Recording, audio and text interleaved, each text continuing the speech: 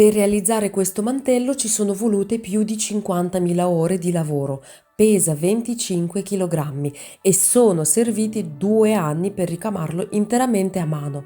Ma questa non è solo la storia di un abito da record, è la storia segreta di una stilista che, sfidando ogni convenzione, ha trasformato un tessuto in un capolavoro imperiale, una donna che, fino a quella sera, era un nome quasi sconosciuto in Occidente, ma che stava per mostrare al mondo intero la potenza dell'alta moda cinese.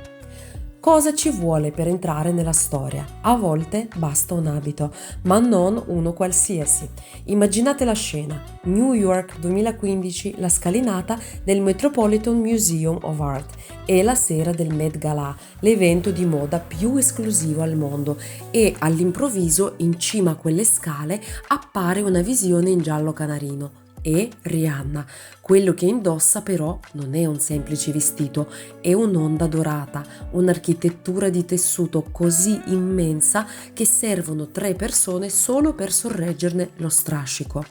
Il mondo si ferma, i flash impazziscono e internet esplode trasformando quell'immagine in un meme eterno, il vestito frittata. Ma dietro l'ironia e lo stupore si nasconde una storia che in pochi conoscono, una storia di ambizione, arte e un lavoro quasi disumano che vale centinaia di migliaia di dollari. Mentre tutti si chiedevano chi avesse potuto creare una cosa del genere, nel mondo della moda rimbalzava un nome: Guo Pei. Ma chi è Guo Pei? Per capire davvero la grandezza di questo mantello dobbiamo fare un passo indietro e conoscere la donna che l'ha sognato. E la sua storia non inizia in un lussuoso atelier parigino, ma nella Cina della rivoluzione culturale.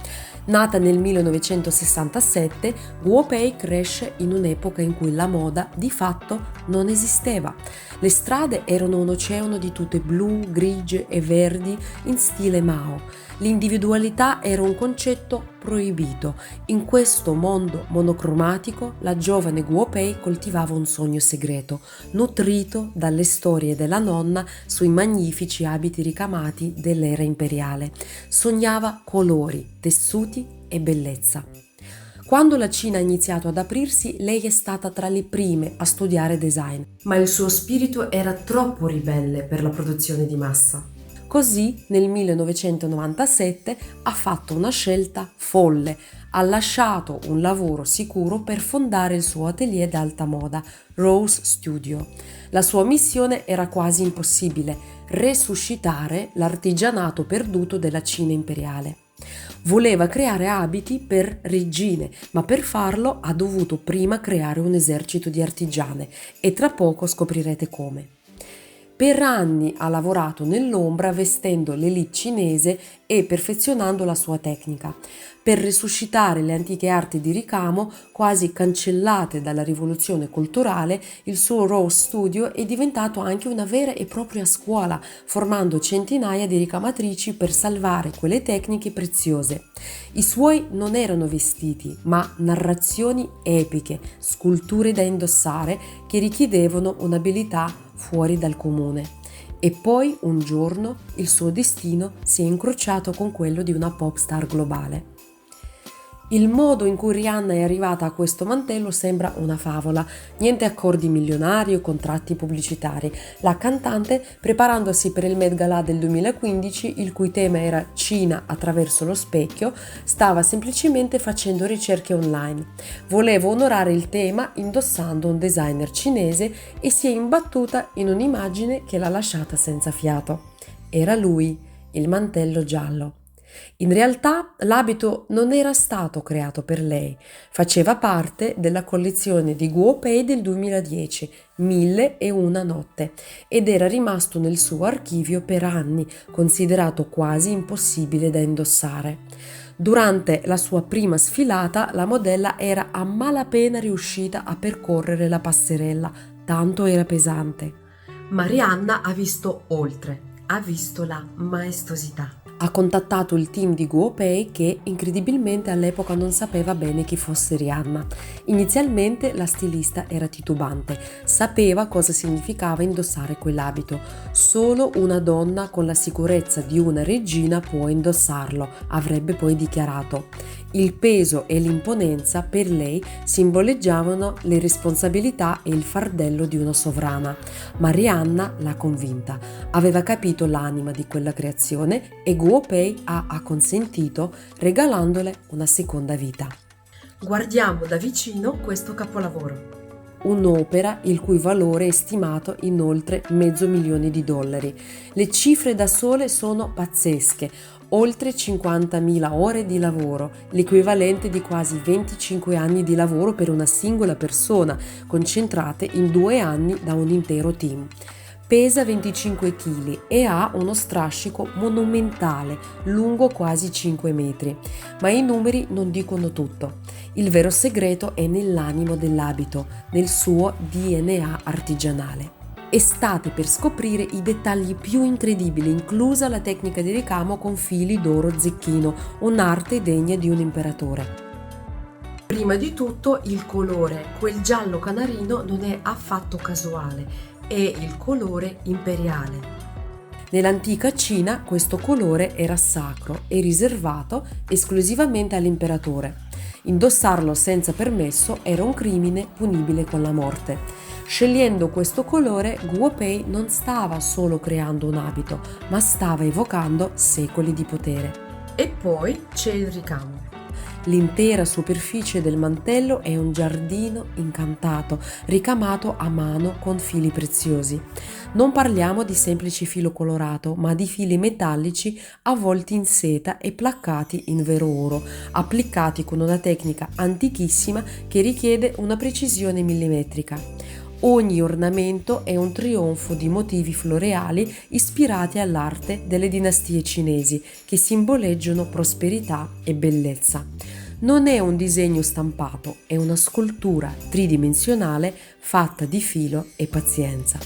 Il bordo del mantello è rifinito con una sontuosa pelliccia di volpe che incornicia l'opera e le dà un'aura quasi mitologica. È davvero incredibile pensare che tutto questo lavoro si nasconde dietro un singolo abito sul red carpet.